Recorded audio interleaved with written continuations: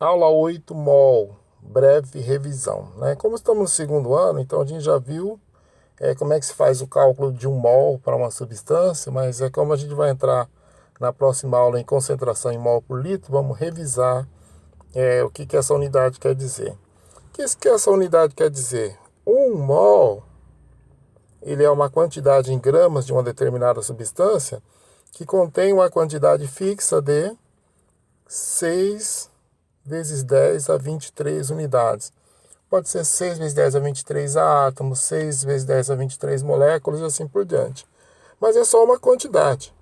Assim como o 10 a gente chama de dezena, o 12 a gente chama de dúzia e o 100 a gente chama de centena, o 6 vezes 10 a 23 é chamado de mol. O mol é uma quantidade muito usada na química para representar grandes quantidades de átomos e ou moléculas numa transformação, por exemplo.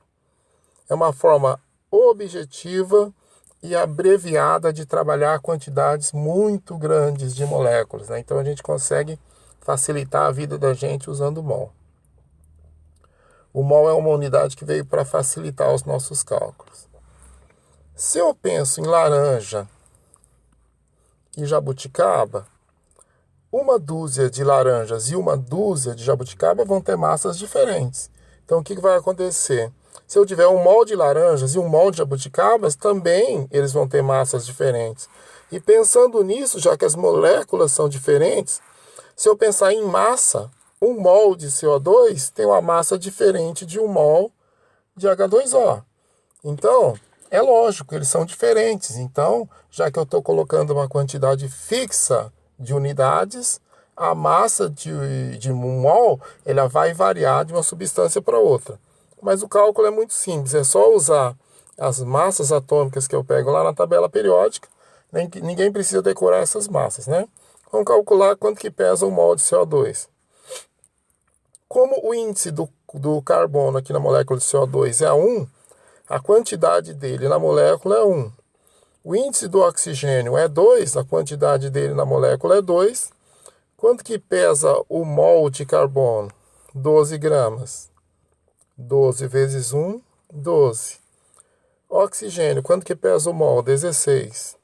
2 vezes 16, 32. Somando tudo, 44 gramas. 1 mol de CO2 pesa, então, 44 gramas. E H2O? O hidrogênio ele tem atomicidade 2, ou seja, tem 2 átomos na molécula. Qual que é a massa atômica dele? 1. Hidrogênio são 2 na quantidade, vezes o que ele pesa, que é 1, 2 vezes 1, 2. Oxigênio, na quantidade lá na molécula, atomicidade 1, 1 vezes o que ele pesa, que é 16, 16, com mais 2, 18 gramas, é o que pesa 1 mol de H2, ó, tranquilo. Vamos fazer esses cálculos aqui para a gente treinar. H2O a gente já fez lá atrás, na realidade, né? A gente já viu que tem 2 hidrogênios, o hidrogênio vale 1, 2 vezes 1, 2. Oxigênio tem 1 vezes 16, que é o próprio 16, 16 com 2, 18 gramas. Magnésio tem 1 na molécula, 1 vezes 24, é 24. Carbono tem 1 na molécula, que ele vale 12. 1 vezes 12 é 12. O oxigênio tem 3. 3 vezes 18. Melhor, 16, né? 16 vai dar 48. Somando tudo, 8 com 2, 10 com 4, 14. 4 com mais 4, 84 gramas o mol do carbonato de magnésio. O cálcio no CaNO3,2 aparece uma vez, ele vai lá na tabela 40, né? 1 vezes 40 é o 40. Como eu tenho aqui parênteses, o número que está lá dentro para o nitrogênio, que é 1, é multiplicado pelo que está lá fora, que é 2. Então, tenho nitrogênio ali duas vezes, ele vale 14, vai dar 28.